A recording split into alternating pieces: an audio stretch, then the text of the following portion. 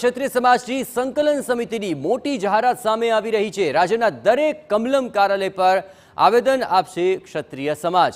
તાલુકા, શહેર અને જિલ્લા કક્ષાએ ભાજપ કાર્યાલય પર તેઓ આવેદનપત્ર આપશે તેવું કરણસિંહે જણાવ્યું છે। એ ઉપરાંત રાજકોટ અને જામનગરમાં પોલીસના ક્ષત્રાણી સામેના વર્તનના વિરોધમાં આવેદન આપવામાં આવશે। ક્ષત્રિય સમાજની બહેનો સાથે અશોભનીય વર્તન કરાયું હોવાનો કરણસિંહે આરોપ લગાવ્યો।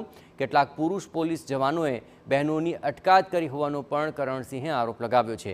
14 એપ્રિલે રાજકોટમાં ક્ષત્રિય સંમેલન યોજવા માટે મક્કમ હોવાનો નિર્ધાર પણ તેમણે વ્યક્ત કર્યો।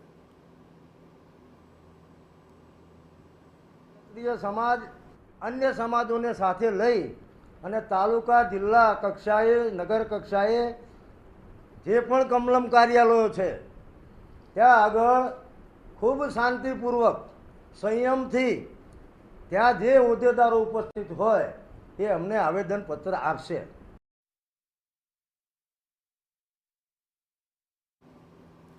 તો કરણસિંહે પરસોત્તમ રૂપાલાએ ગઈકાલે કરેલી શાયરી અંગે પણ નિવેદન આપતા કહ્યું કે રૂપાલા સાહેબ, શાયરી કરવાનું બંધ કરો અને ઉમેદવારી પરત ખેંચી લો।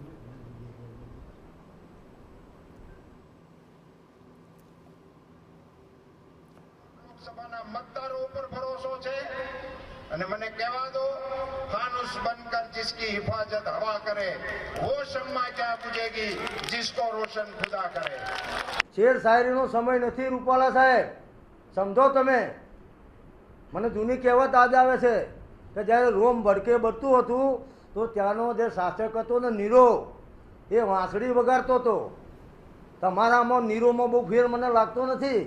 એ વાંસળી વગાડતો હતો અને તમે શેર શાયરી કરી રહ્યા છો, એટલે શરમ કરો પુરુષોત્તમભાઈ। શેર શાયરી બંધ કરો અને તમારી ઉમેદવારીને તમે વિડ્રો કરો।